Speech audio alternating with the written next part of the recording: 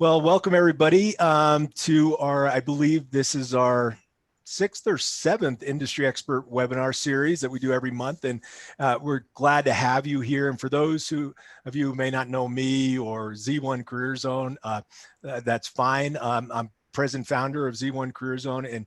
And really what we do is we are a firm that provides solutions for those individuals who are either out of work or seeking a career change, or undergraduates who want to make sure that upon graduation, they are ready to take on a professional career. And so that's a little bit about us. And let me go to this next slide here, and I'm going to just talk just a couple things, a little update that I do every seminar. And one is we just brought on a couple of new distributors up in Chicago, Ronnie Perchik and Bill Morrison. And we're really excited to have them because those two are going to be focusing on, which is really our largest market that we serve, is the university and college setting, and for both alumni and for undergraduates with our online on-demand program. So we're excited to have them come on board. And the second is this month we are actually completing finalizing our undergraduate offering. So again, this program is specifically designed for undergraduates. So that's got to be done by the end of the month pretty much, because start of January, we've got a few colleges and universities that are coming on board for their undergrads. So we're really excited about that and to get that launched and off. So, and also just as a sideline, two other markets that we're working on to customize our program for. One is professional athletes that are transitioning into the real world, so to speak, and also military veterans that are transitioning into the civilian world. And as you can imagine, those two groups have a lot of unique challenges, different roadblocks that they face. So having something that's specific for them is really, really important. So we'll be completing that by the end of the year as well. So lastly, just a note on this is, as you all probably know, the recent grads, those that graduated college in May, June of this year, an incredible high percentage of them are actually not even working and at home right now.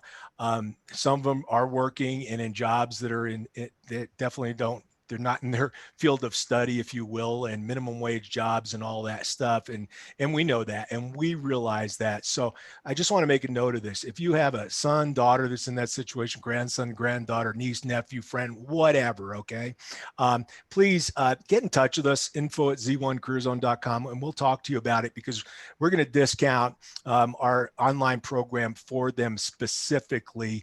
So they have, literally a curriculum in front of them to help them better understand themselves, understand industries perhaps they're not even thinking about, where they would enjoy and thrive, and all of those, and give them the tools, and then build their confidence while they're at home right now, or while they're in that minimum wage job. So when those opportunities come up, and they will, when they go through this program, they're going to find out some things and ways to do it to get them ready to go and get that professional job that they want. So, so here's just a couple of ground rules before I introduce Brian to you. You're going to notice that your mic has been muted to avoid disruptions during the webinar, all that stuff. So that's not unusual for any of these webinars. And also, if you have a question, a comment, anytime during a seminar, just hit the Q&A feature, share those with us, because at the end, we're going to have Brian go through several of those questions that come up and answer those for you. So, and we'll get to many of those as possible.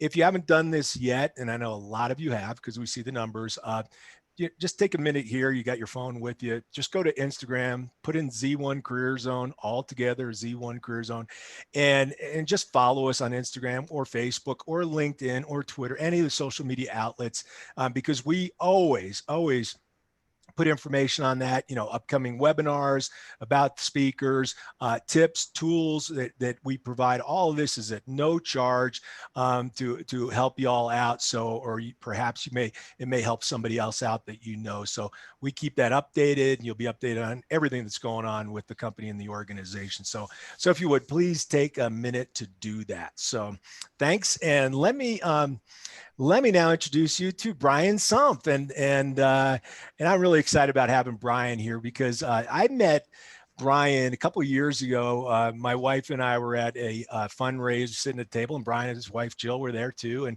started talking to Brian. And within no time, I'm like, this young man, this young man is special. You know how you could tell that when you're talking to somebody. And we agreed, hey, let's keep in touch, and we did. And I got to know Brian further and further, and to hear his story and all this. That when I was putting these webinars together, Brian was one of the first people I thought of, because man, the story that he shares and how he navigated all this stuff with his career is very similar to what people are thinking about and wanting knowledge in and all that stuff. So I can't wait for this with Brian today. And Brian, he went to the Colorado School of Mines as an undergraduate, majored in engineering, and then of all places, where does he go? The NFL for a short while, and then after that, he decided to get into entrepreneurialism and building companies and things like that. And he's going to share a lot of that today with you. And it's a good story. You're going to enjoy this. And then let me think. Oh, another thing I just want to say about Brian as well is that, he's on, he donates a lot of his time, community service. He's on the board of several nonprofits and things like that. He's a keynote speaker when he has the opportunity with some associations. So very, very involved. And you'll hear more about why, he really views that's important as well. So Brian, I want to welcome you and excited to have you here and what you're going to share with the audience that we've got here. Man, that was quite an intro, Jim. Seems like a lot to live up to there. And it's funny because when people tell you you're special, it can mean a myriad of different things. And it's kind of like, oh, bless her heart. It's like, oh, okay. So anyway, that's good. Go ahead. Yeah. All right. I'm blessed that you'd have me. And after meeting me at the wedding, we had a great time with you and your wife. And I'm thinking, this guy still wants to connect with me after that. So he must not have seen me dance. That's good. Well, bless your heart, Brian. Yes. We're going to dive into this. I've prepared some questions to ask you, Brian. So we're going to do an interview style for you guys and gals that have been on this before. We've done a variety of different presentations and all that. We've done a couple interview style as well. And we got really good feedback from that. And I thought this would be a perfect style to interview Brian and let him share his story with you. So, Brian, first question is you've had an interesting career. There's no doubt about it, and what I think is a relatively short period of time. So really, I'd just like for you to provide the folks that are on this right now more about your background and kind of the path that you took, and a big picture kind of way from, college, and how'd you get to the point where you're at today? All right. I know that's a big question, but let it go from there. Okay. Yeah. We all have stories and I'm sure most people quite fascinating ones about how you end up where you are. And it's kind of like you start scaling a mountain and you don't really look back too often, but you scale and you're tired and all that. And eventually you look back and it's like, wow, you've come a long way. And you have some distinct memories about the journey and you remember some of the obstacles but at the end of the day, you're kind of just there and you're like, how did I get here? It's kind of crazy. And so I'm a Denver native. I was born in Denver. I don't know if there's that many of us left here, but so I was a Denver native. And when I was in third grade, they did an assembly on the stage in the elementary school. And we were all sitting on the gym floor and they were showing us musical instruments. And I came on with this wild hair and told my parents, I want to play the clarinet of all things. So I started playing the clarinet and found out I had a pretty good gift in music. And the only reason I start that far back is because about that time, I started playing sports. And I loved baseball growing up. And I played football a couple years in middle school, but I was just a little tiny, scrawny dude. And, and by the time high school came around, I started at the Denver School of the Arts in 7th grade, performing arts school, where I played the clarinet and the alto sax. And then I played sports. So I was playing baseball and a little bit of football in middle school. So here I am in high school. I'm a baseball guy. I'm in the marching band. I'm in the symphonic band. I'm in the jazz band. And my senior year, and by the way, we didn't have sports programs at the Denver School of the Arts. So I had to leave right at the bell at after school. And I had to drive across town to Thomas Jefferson High School where they had a sports team, which was my home school. And that's who I played sports for. So anyway, my senior year, and I'm playing baseball, and some of the baseball guys were like, "Hey, Sump," that was my term of endearment name, Sump, my last name. By the way, funny story, Jim, in high school. Well, I'll tell the story in a minute. Remind me to come back to that. It's kind of All funny right. about my name. But anyway, some of the baseball players were like, "Hey, Sump, you should come out for football." I'm like, I don't know. I don't want to end my life this early. It seems kind of daunting. So I went out for football, and we were a very highly recruited school. We had 7 Division I scholarships my senior year, and Wow. somehow I stumbled upon a small scholarship to play football at the Colorado School of Mines. Now, a little context of that program: in 1999, of the 840 football programs collegiately in the country, we were ranked like 790th at that time. I mean, we were bad. We were sneaking bad. And so I get there and I get this small football scholarship, and and I don't even know what an engineer was at that time, because I go That's from funny. a performing arts school. I quit playing in the marching band so I could play football, and I get a scholarship at an engineering program. It's kind of crazy, but I knew I That's didn't crazy. want to do liberal arts, and I liked math. So anyway, I go to the School of Mines, was a 2-time All-American and in football, and kind of just caught my stride. And Jim, if people are wondering about that, they're like, "Brian, you see me in person, I'm 5'11", I'm about a $170 now." And they're like, "You played football?" And I say, "Yeah." See, to me, football is really simple. If you can run faster than the people that are trying to end your life, you win the game. It's very simple. So That's so anyway, good. 2-time All-American, was scouted by all 32 NFL teams my senior year, and had a chance to go and play professionally. So went to camps with the Chargers and the Rams. And then I played arena football for about 5 years, and won the Arena Bowl, won a world championship with the Chicago Rush in '06, and kind of went into business after that. And I know we'll unpack some of that as we go. Yeah, yeah. No, that's great. I didn't know about the performing arts deal at all. Oh, That's crazy. There's I know there's a lot of people that are on this call that are think about doing something totally different than where they are right now. And I've mentioned this stat before: 71% of all professionals are either disengaged or don't like what they're doing, but just they really don't know how to even start that process, I guess, if you will, right? And you've clearly gone through that a couple of different times. So I guess if you could share, Brian, any advice about to these folks, how do you make that first step? How do you kind of try to figure that out from where you're at to where you want to go?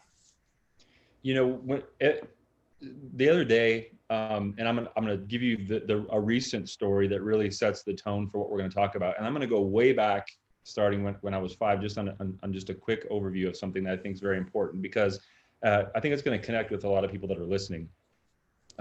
Maybe 2 months ago, I was driving down the road with my wife after church on a Sunday, and the girls and our son were in the back, and just kind of daydreaming. And you have those moments, Jim, I'm sure you do as an entrepreneur, where you just daze off, and then your spouse is probably thinking, like, Oh yeah, what are you thinking about? every And day. so I'm sitting there and I'm like, "That's it." She goes, "What?" And I'm like, "It's so simple. Why not just find something that you love doing and figure out how to make money doing it?" And she looked at me, she's like, "Okay." And so it's Yeah, like, sure, that was Brian. my revelation, not hers, clearly. But looking back in my life, and I've always had a family and parents who were very supportive. I think it's because I was very driven, and I know you're a very driven person as well, Jim. And I was so driven that my parents just, when I had that kind of passion for something, like, "Okay, I guess you must really want to do it." And when I was 5, it was like, they were like, "Do you want to do taekwondo?" Like, yeah. All I wanted to do was get my black belt, so I get like 8 years old and get a black belt. But then once that transpired, it was like, okay, so what's next? But Yeah. that pattern has followed me throughout my whole life. And when a person finds something that they really love to do, they may think it's the greatest thing on earth, and they want to boast and tell everybody about it, or they may be embarrassed about it. I mean, it might be crocheting or bird photography Right. in my case. But so there's things that people can be passionate about, and we'll talk more on this call. And I'm excited to kind of Yeah. discuss some of the pillars and Yeah. foundational pieces if somebody is going to go into business. But Yeah. as it applies to my specific journey, and I've known several others like this, even I think you now, Jim, doing what you're doing. I mean, you follow a passion, and what ends up happening is that when you pursue things that you're really passionate about, you'll find that there are paths of least resistance that are set before you. And what was the Yogi Berra quote? When you come to a fork in the road, you should take it, or something like that. Yeah. And Exactly the point is that you kind of you're walking down a path. And if a person were alert enough or in tune enough to themselves and where they're at and whatever, if there's a higher power in their lives or whatever that is, you'll start to see that there's little avenues, there's little doors down this hallway that you kind of look in and you're like, yeah, this seems right.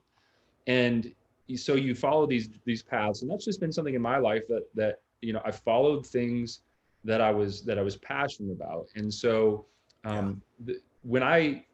so many of us that are sports fans, if you were a kid, Jim, and I'll ask you this, and somebody told you one day you can grow up and play professional sports, what would your reaction be? that was my dream, to play professional baseball. Yeah. For the Mets. And for the what? The Mets. Oh boy, I used to like you, but now, and somebody came and told me one day when I was a junior in college, they're like, "Hey, I think you can play professional sports." And it's like, what? Wow. And so there was like, and truth be known, I never actually got my degree from the Colorado School of Mines. I ended up leaving my last semester. I was just like 20 credits short. And to anybody listening, I don't condone that necessarily.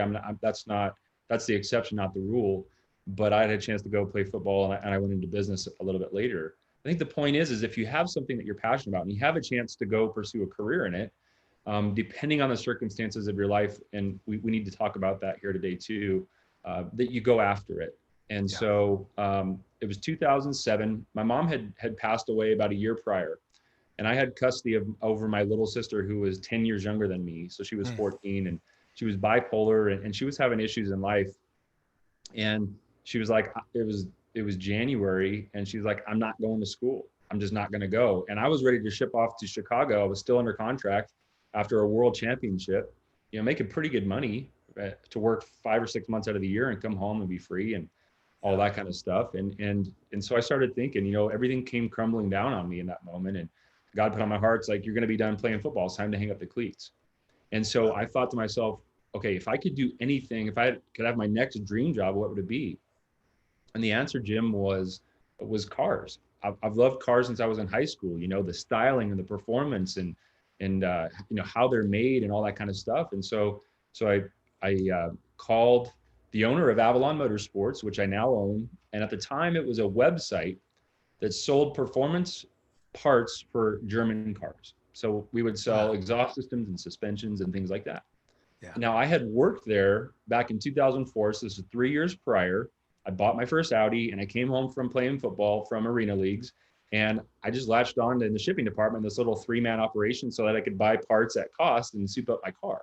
Oh, funny. And so, yeah, it was cool. And so I'm thinking, I'm like, okay, I know the business isn't doing real well. What if I called him and see what happens? So I make a phone call. 30 days later, February 2nd, 2007, I'm now the owner of this website that we sell performance cars. I have no business degree. I know how to write an invoice in QuickBooks, and I think I could send a purchase order to a vendor at that time. And that was pretty much it. So that's funny. You find yourself in the school of hard knocks, and you in my case, you just go with it. Yeah, so. You do what you need to do. Yeah. No, that's so. How about though? Because a lot of people that would be in your shoes, right? Even though you've got a passion or whatever, there's the choice of going traditional corporate, work, right? And you got all security, sometimes salaries and, benefits and all this stuff versus going into your own business, which at that point in time you had never done, right? Yeah. How did you make that decision? Because that's a big one.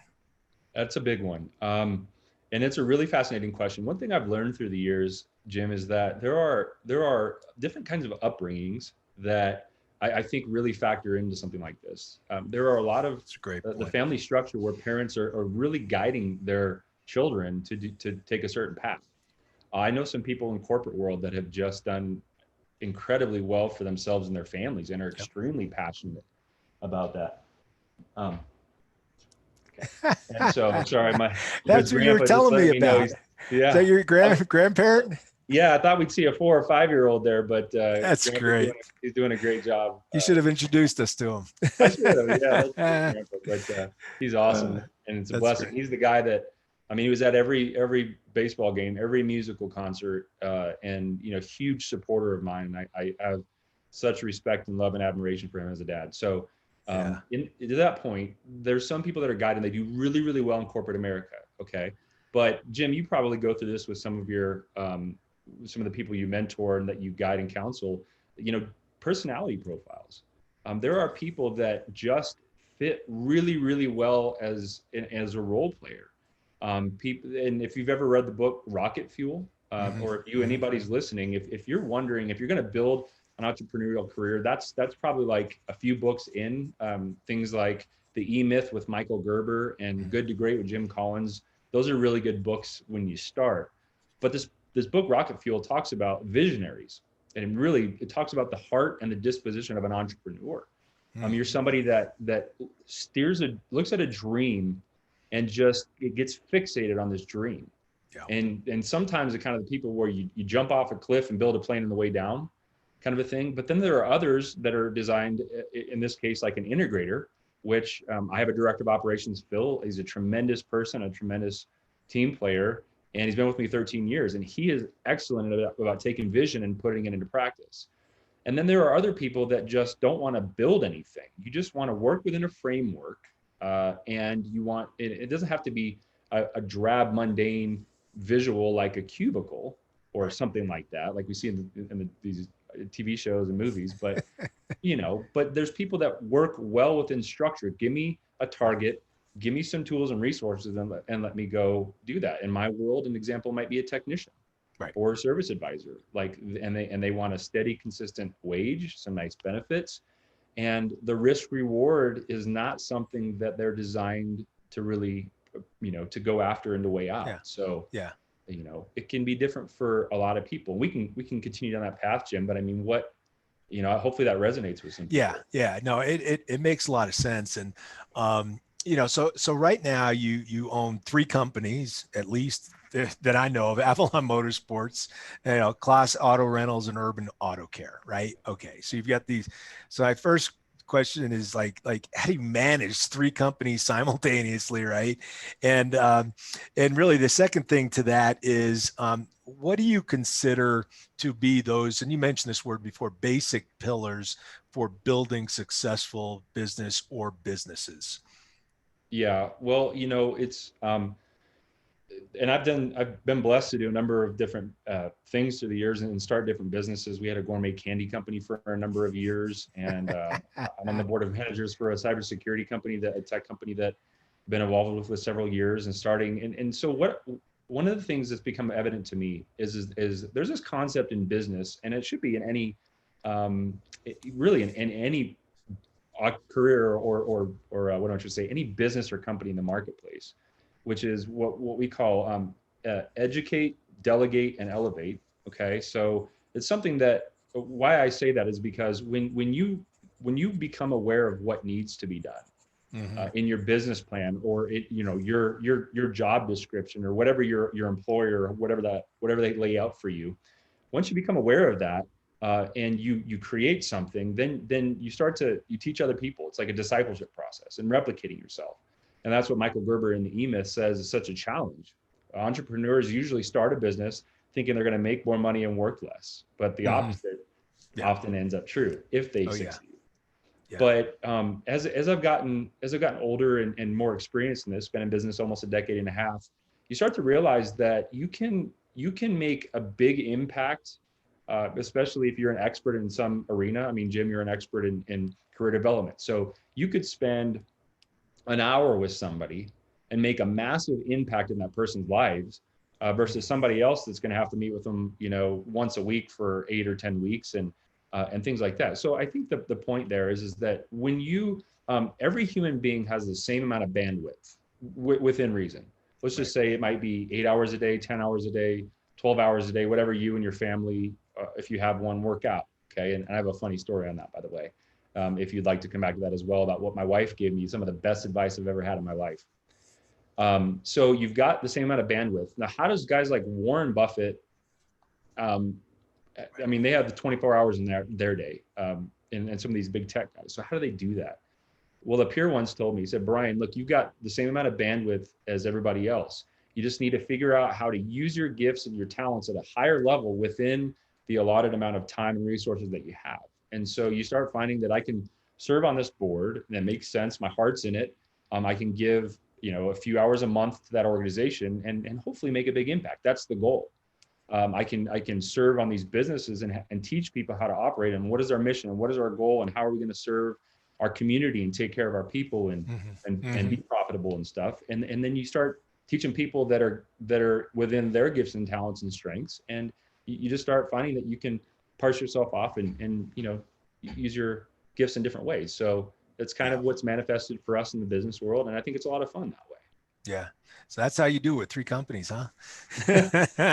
No, it's true. We all have the same time, and it sometimes amazes me what people accomplish in the same time that I have, right? And I think it's spot on. Let me ask this: what, through all these companies and building companies and running them, what if there were 3 lessons that you have learned, just the top 3? That you think would be valuable to people that are even considering, going in their own business or anything like that, transitioning into new careers? What would those be? What are the big 3 for you? Yeah. Okay. So I want to back up a step, and I want to blend this because I think I looked over one of your very important question about the foundational, like what I call the pillars of business, and I want to tie those in a little bit to to kind of your second question there, which is, I guess, some of the lessons learned. So here's one thing I want to encourage, because I think some people are probably listening specifically to hear some silver bullets or some morsels of information that's going to help them make a good decision, or maybe they need some encouragement to jump and to walk out in faith and do something. And so, when I look back, Jim, I knew a little bit about cars. I knew very little about business, and I took a huge risk. But I was also 26 years old, and I didn't have a family, and I had, so I could afford at that point to recover if I needed to.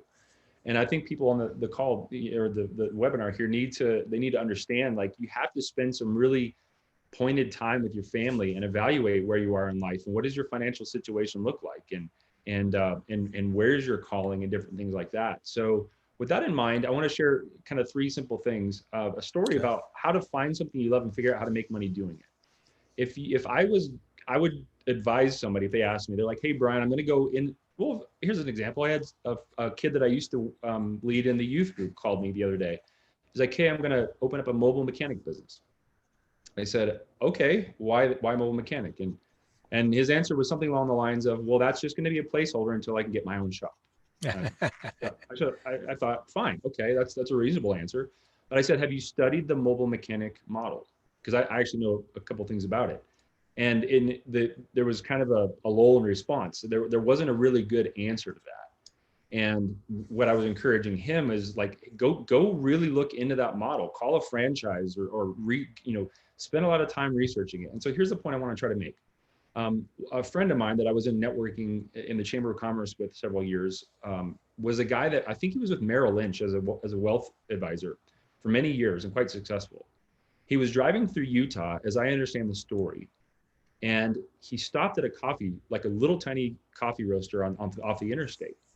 And he fell in love with what he saw, so much so that he put off his career, stayed there for, I think it was like 6 or 9 months, worked for this guy, learned how to roast coffee, and came back and started Logan House Coffee, which is there. They have several locations in Denver now. And my sister is a good example. She graduated from the Denver School of the Arts with me, and she was a visual artist, and she went to the Colorado Institute of Art, very gifted there, but she really has a knack for, like, custom cakes and things. And she started doing some of this out of her house, but she went and worked for one of the prominent, like, cupcake and cake companies for several years, and really learned that. And now she's kind of doing it on her own. Wow. And the same thing happened to me. Like, I didn't know anything about cars. I knew I could take care of people, and I knew that I could find technicians that were really good that I could trust, but I learned an industry. Okay. And so what I'm saying is, somebody needs to hear that you need to know a bit about most likely you need to know a bit about what you're doing. I think I would highly encourage that.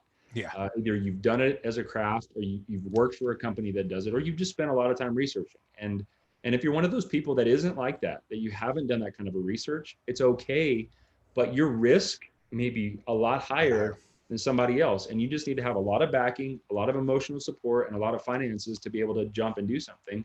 The same thing would be like a tech company, or where you're innovating something that hasn't been done, or you need to purchase inventory, or whatever, like gourmet candy company. We're going to start from basically scratch, and we're going to build a business around a really good candy or confection, so that's risky. Like, you've got to get a place to make it, and you've got to get equipment, and you've got to learn how the sales and the channels of wholesale and all that stuff work. So anyways, that's one thing that I really want to encourage somebody is if you're going to switch careers, it might be something that you do where you would leave your current position and go work for somebody, and you may want to be transparent about it. I don't know. That's an ethical decision you have to wrestle with. But you may want to go work in an industry for a while and learn it. And then either, I might even tell you, like, hey, this is really for me, or it's not what I thought, or I love it even more, and I know I can crush it at this. And then you go do that.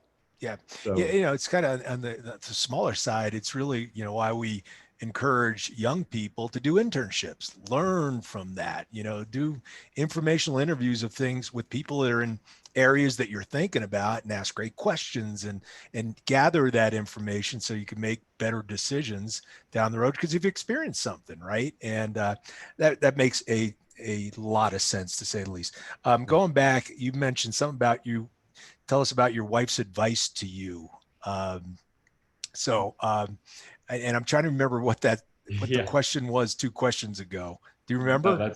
That's great. So, well, somebody may be wondering. So I talked about my coach in high school, just in case that's like, because I know there are particular people that are OCD on this thing. And they're like, you said you'd come back to that. Just for anybody who's wondering, I had a coach in high school talking about my last name. And at one point, it was like halfway through the season, he was writing something down in front of the whole team. He was like, "Hey, Sump, what's your last name again?" I'm not kidding. Oh, And gosh, so that was that hilarious. story. But some people don't even know my first name is Brian. They just call me Sump. But this ties in well to the conversation about how do you make impact in what you're doing and do a number of different things. Yeah.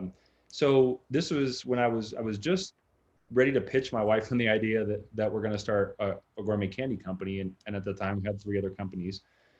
And so we're in the living room and we're sitting down, and my wife is a very supportive, very loving.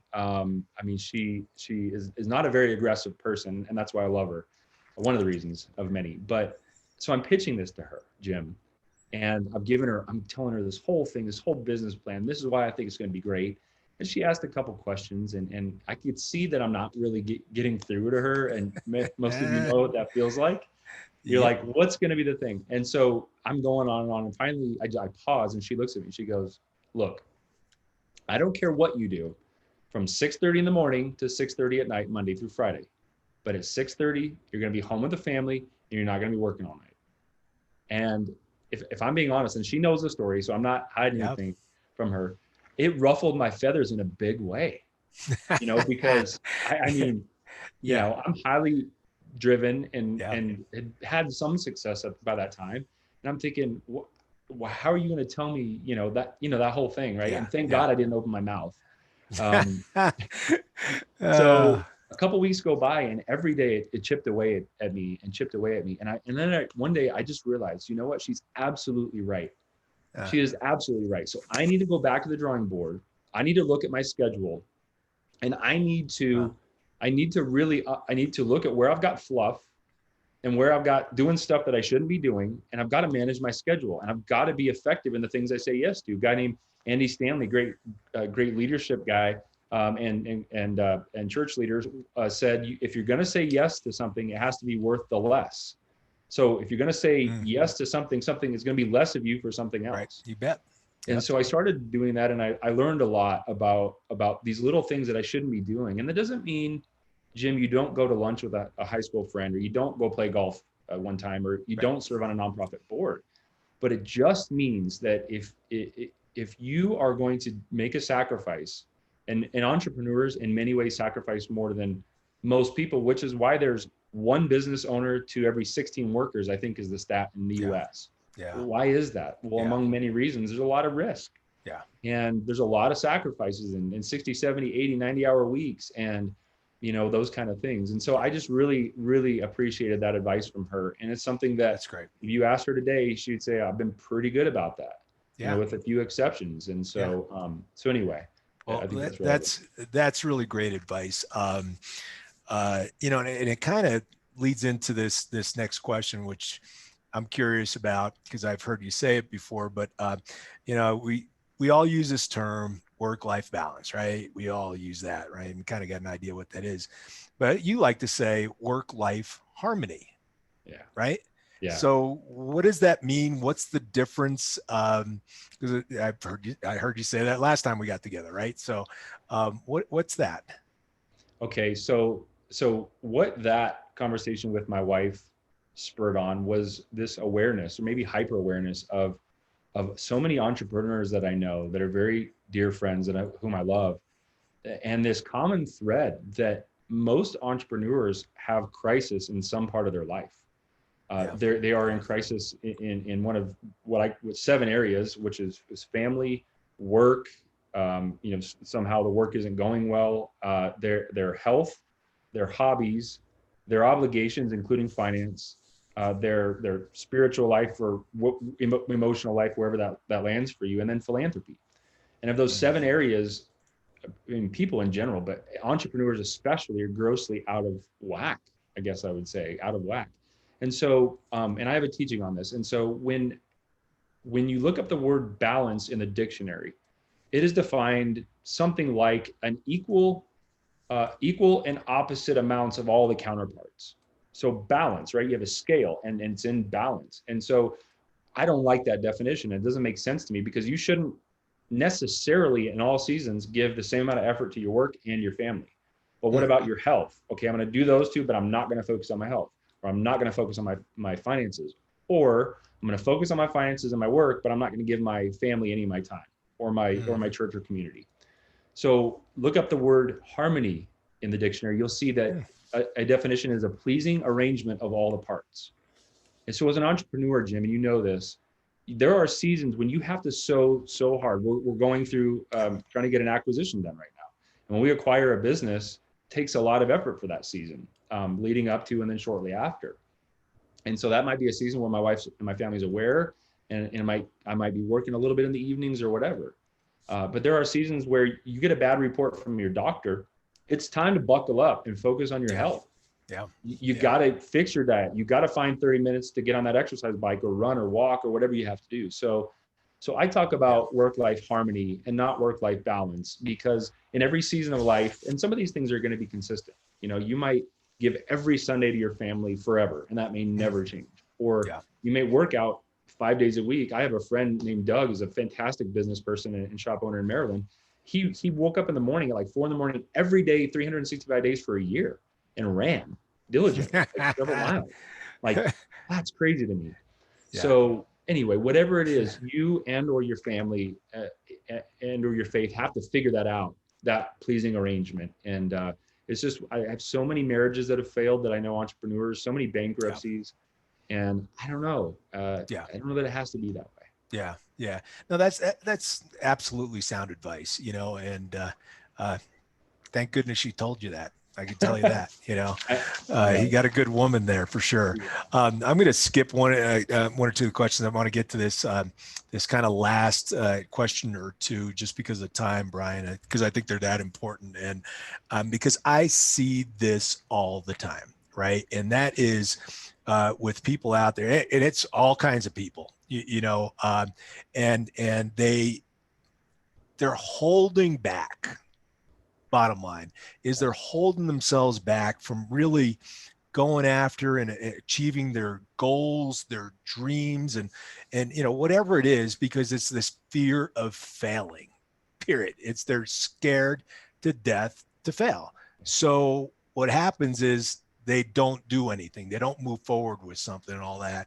And I've just seen it so many times. And so can you speak to that? And is there any advice that you can give to that? Because I think we've all gone to that through that certain extent for sure. But I mean, you know what I'm talking about, is that they want to do something for years and they just cannot pull the trigger. Yeah. And so independent of your disposition, you may be a risk taker. And like, I think I took one of the strengths finders, and it was like, yeah, you know, I'm gonna, if I get something, a box of something in the mail, I'm just going to like work on putting it together instead of sitting down and reading the instructions.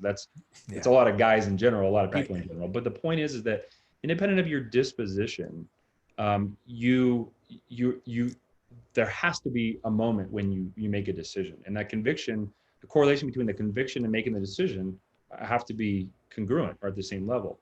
One of the things I tell my team, and I had never heard this before it came to me, but we have a saying that systems, let me see if I can not get tongue tied on this. Systems trump superstitions. Systems trump superstitions. What that means is usually when we have fears, it's about an unknown, or it's about something that's out of our control. And so one of my philosophies in life is can I make a decision every day that so when I wake up the next morning, I have a little bit less brain damage instead of more brain damage. Right. And we skipped over the pillars of good business. And I hope we have a couple minutes here, Jim, because I want to tie that in here. And what I say, just Brian, go right into that. Yeah. Okay.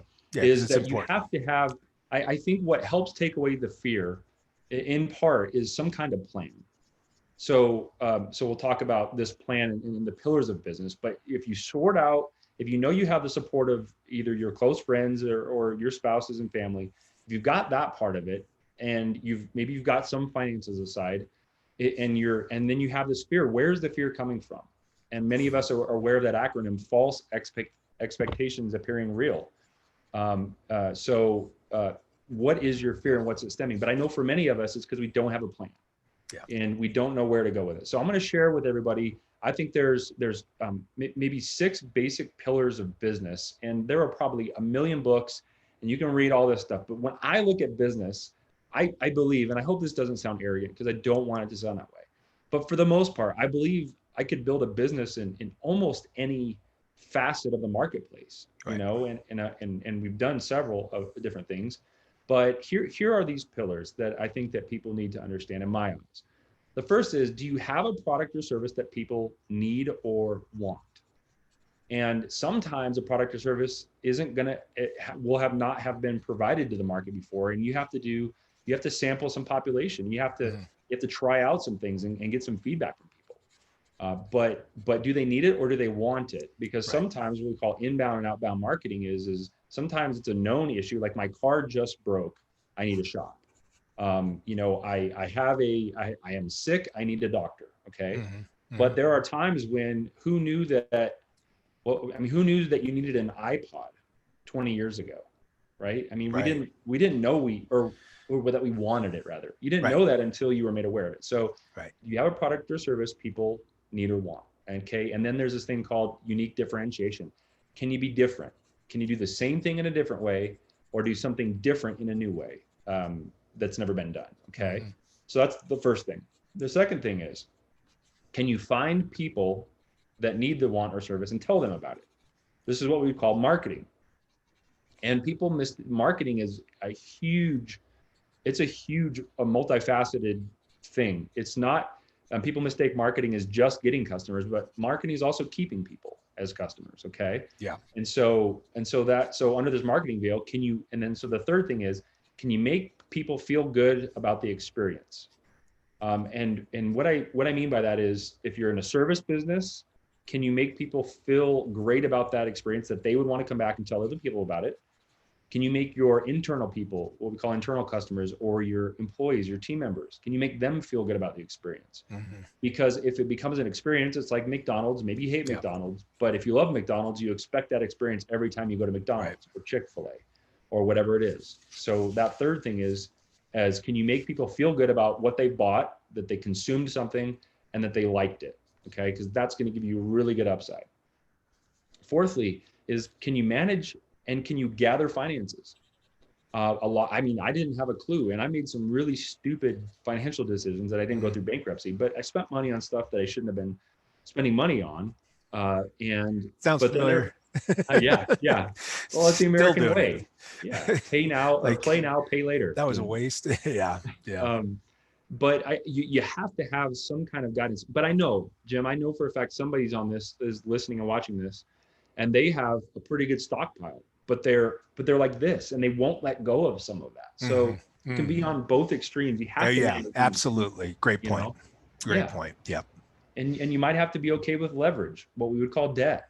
I'm not a huge fan of personal debt, but I am an advocate, and there are times to leverage your resources to take on debt to grow businesses, and we have some debt for sure. Mm-hmm. Mm-hmm. Okay, so the fourth thing is Great. manage and procure or gather finances.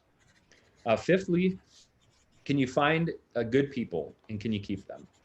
And that's where I don't care if you're a consultant, which it's hard to when you're the expert, it's sometimes hard to replicate yourself, Jim. You know that. Mm-hmm. But if you're an automotive technician, if you're a doctor, if you're a pie maker, like Michael Gerber talks about, you have to be able to find good people to help. Now you may say, Brian, I just want to be a technician in my business, and I want to be a plumber or electrician, but I don't want to run the business. Okay, fine. You still need to find and hire good people that can run the back end or the admin portion or the whatever it is. Okay, and that's a whole art and science in itself. Mm. And then lastly, and this ties into what I was just saying, can you wash, rinse, and repeat it? And can you teach others to do it? So you got to get the people, and you got to be able to make something reproducible. If you've got a consumable product, you need to be able to find out how to scale production or have a co-packer or do whatever to make that happen. And it's got to be consistent. If you're in a service business, you've got to make sure that people are treated the same way, and the quality of work is done at a high level, and those kinds of things. So it doesn't really matter. I mean, and there are exceptions to this, and there's little veins off each of these. But when I look at business, that's what I think about. And if somebody's going to pitch me, then I would ask them the same question. So for everybody and basically for everybody watching, I just basically gave you an outline for a business plan. Yeah. That's all that is. You know, business plans can be daunting, and you have to go to the SBA local office and get help and write this 50-page thing. You don't have to do that. If you can start by answering those questions and start filling it in, and don't be vague, be specific and answer the question. If Jim or Brian or somebody else that was your accountability coach is holding you to the fire and saying, that's not going to cut it, how are you going to answer those questions? Right. I think that you need to work that out. No, Brian, that's terrific advice there. Those 6 pillars. And I'll tell you, it was interesting listening to you, because of course, what am I thinking about? I'm like marrying that up against what I've done. Right. And the first thing that you said, and this was interesting, is like, you said they don't, you got to have a plan. Right. And when there's no plan, there's probably not going to be much success. And, even honestly, the whole reason and how Z1 Career Zone started is we were just doing pro bono workshops at colleges, and we were doing them for, alumni groups and undergraduates, because I knew people were struggling out there because of what I was seeing with my executive recruiting firm, right? And so we just go in and give a couple of tips, knew they could implement it immediately and all that. And I'll tell you, they were coming for all kinds of reasons. They lost their job or just frustrated, whatever. But in every situation, right, the thing was they were lacking any kind of plan, any kind of strategy to move forward. It was crystal clear, right? And knowing that you can fix that very easily, quite frankly, and other things involved in all that was got me thinking, is this what I'm supposed to be doing? Am I supposed to leave my recruiting firm and do this, and all this? And that was probably the start of that thinking. And of course, I can't talk about this to anybody where they don't get it. It's service that, they're saying, yeah, my kid, I wish I had this when I was, back then, and all this kind of stuff. So this is great stuff. Brian, I really appreciate that. And, this is fun. And we're going to get to, we got some comments, and we got some questions and all that stuff. So I'm going to read a couple of comments here. I got them both ways, got on this screen and this one. So here's one from Jim. Perfect, Sump. Warren Buffett says the difference between successful people and really successful people is they say no to almost everything. Interesting. Yeah. I think he sent that when you were talking about your wife's advice. Yeah. Yeah. For sure. And I got one over here. This is great. Where in the heck is the School of Mines, and do they really have a football team? School of Mines is in Had to ask Golden, that one. Colorado. It's where right next to the Coors Brewery. Most people are familiar with Coors beer, and it is now, I think, the prominent engineering college university in the country, the number one It's as far way up as there. most engineering degrees. And yeah, we have a football program. In fact, they've been a national contender in Division II. So it's not the same category as like CU Boulder and CSU, but the next division. Well, and then there's one, I guess one AA and then Division II. So Yeah. pretty high Yeah. level of football. Oh yeah, no, I'm Yeah. very familiar with them being around here. They've had a great program for years. So Yeah. funny statement though. Here's one. First of all, congratulations on your career success. Is very impressive. Brian, I am a former professional athlete and been away from the sport for 9 years and really haven't found anything that I can get excited about like I did in my football career. Are there any other recommendations? That's real life. That's real life. You pour yourself into something you love for a long time, and then all of a sudden it's gone and you can't go back, right? Perhaps you could, coaching and stuff, but what's your thoughts on that? That's a really great question. Yeah, that's something that it's hard to have a general canned answer for. And I would love an opportunity to spend time with whoever that is, after the fact if they so wish. But if you sat there and I would just encourage you to think every day, if just a wild thought, if you could do anything other than football, and I share in that because it's such a huge part of our life and we eat, sleep, and breathe it. If you could do anything else, if you could just pick anything, as weird as it may sound, what would you do? And the more you think on that is the things that make you feel like, if you're working for a half a day and 4 hours went by and you're like, man, it felt like it was just lunchtime. Those kinds of things that make you feel that way, that you're passionate about doing it. So that when the days get hard and that exit door looks really big, like I just want to throw in the towel, that you're not going to do that because deep down you do love it. And so if you thought on that and ask your friends or your spouse, what would they say? And it could be That's a good point. ask them. That's a good point. Yeah. And something else maybe to add to that, I know that, growing up playing baseball in college and stuff, I loved baseball, right? But it wasn't in my professional career, unfortunately. And I didn't realize this afterwards, but what I loved about it was the competition and measuring yourself against others, right? And so I ended up going into sales and sold medical diagnostic equipment. And so many people I worked with, they loved selling medical diagnostic equipment. I could care less. I probably would have been more excited about selling baseball bats, but the competitive environment that was there, oh my gosh, I loved it. The rankings and all that stuff. So sometimes it's these attributes that you have, which brought you to sport and why you love it, are some of those things like competition or being on a team or something like that. So that's a great question. Here's one. This is a really good one. Thanks for sharing your comments of fear holding you back. This is a real one. It seems every time I want to do something that excites me, my spouse shoots it down. Any advice? That's a real life question right there. I could tell you that because I've heard that many times. Yeah. A starting place might be is to answer the question, what does your spouse really want out of life?